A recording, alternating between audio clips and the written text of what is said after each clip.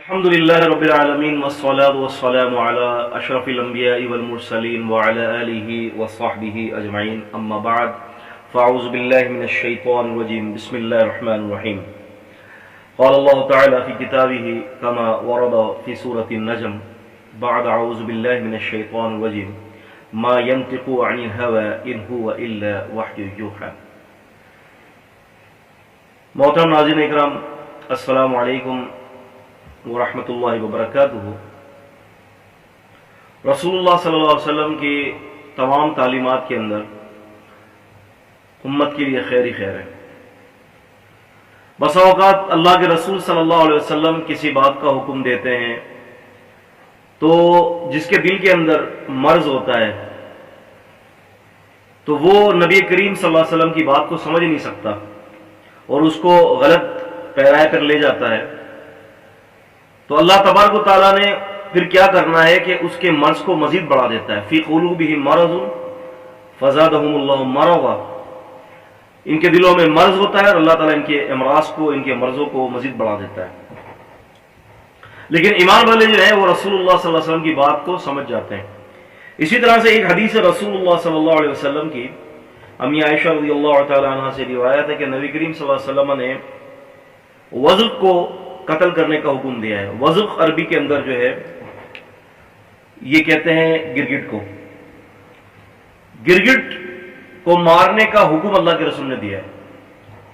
اور اگر یہی وزغ جو ہے وزغا اور ازغان کے معنوں میں لیا جائے تو اس کا معنی چپکلی بن جاتا ہے. یعنی یوں سمجھ لیں اہل لغت کے اندر اس میں کوئی خاص اختلاف نہیں ہے.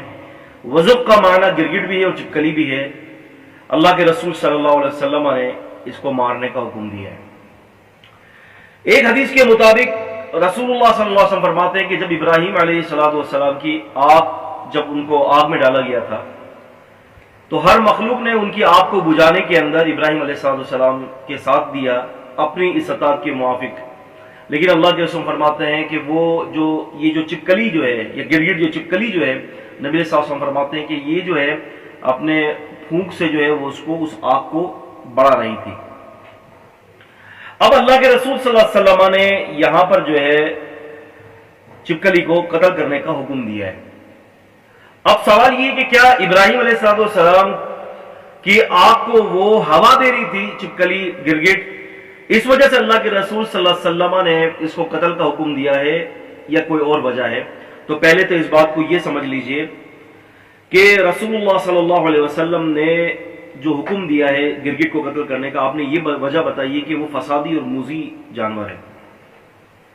یعنی اس وجہ سے نہیں کہ اس کو قتل کا حکم دیا گیا کہ ابراہیم علیہ السلام کی آگ کو پھونک مار رہی تھی. اصل میں اس کی طبیعت کے اندر جو ہے وہ آپ یہ سمجھ لیں کہ فساد ہے، اور اس کے اندر جو موذی زہر ہے جو وہ پھونک کے ذریعے، وہ اپنی تھوک کے ذریعے، اپنے پھونک کے ذریعے جو ہے وہ اڑاتی ہے اور لوگوں کو جو ہے دیگر جو انسان ہوتے ہیں اگر ان کی غذا کے اندر وہ جو شامل ہو جاتی ہے تو ان کے لیے باعث ہلاکت بسا اوقات بن جاتا ہے.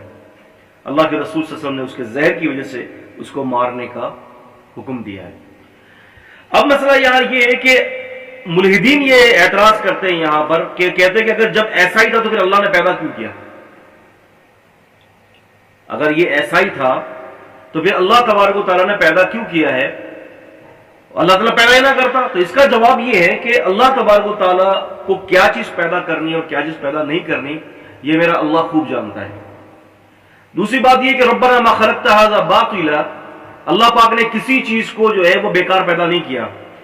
اگر انسانوں کو اس کے شر سے ڈر ہے تو انسان کو اللہ تبارک و تعالیٰ نے حکم دیا ہے کہ اس کو مار دے.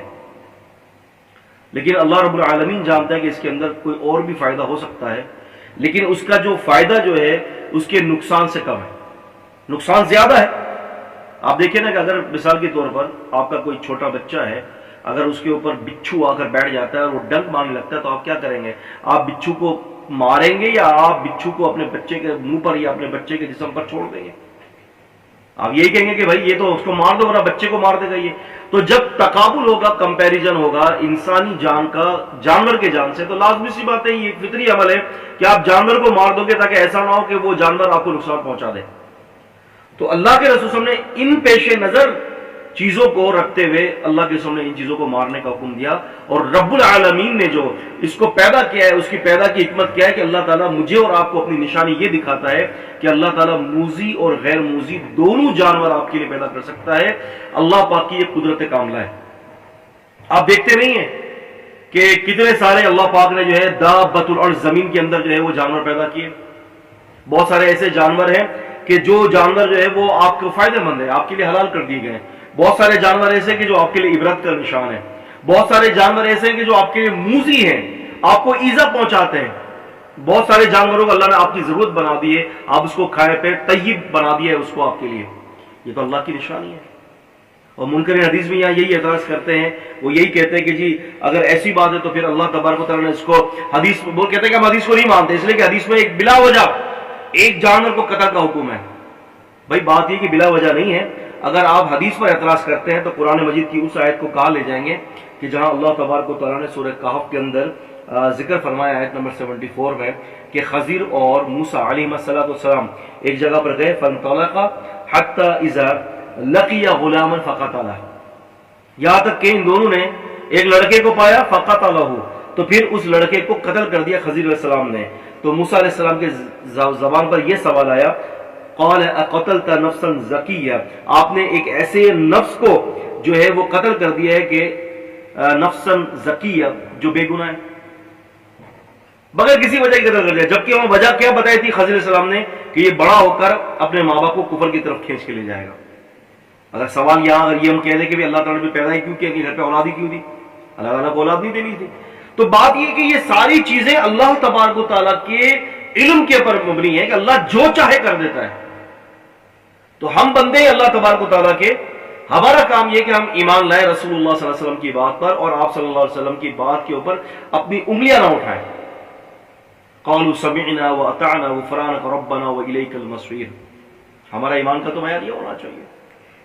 تو لہذا رسول اللہ صلی اللہ علیہ وسلم کی حدیث کے مطابق آپ نے اس کو مارنے کا حکم دیا. آپ نے فرمایا کہ دراصل یہ جو جانور ہے یہ جو موذی بھی ہے, اور آپ سے فرمایا کہ فسق والا جانور ہے, تکلیف پہنچانے والا جانور ہے, فسق ہے, یہ مبالغے کا صیغہ ہے, اس لیے اللہ کے رسول نے اس کو مارنے کا حکم دیا. اس لیے کہ اللہ تبارک و تعالیٰ کے نزدیک جانور سے زیادہ آپ کی جان کی قدر و قیمت ہے.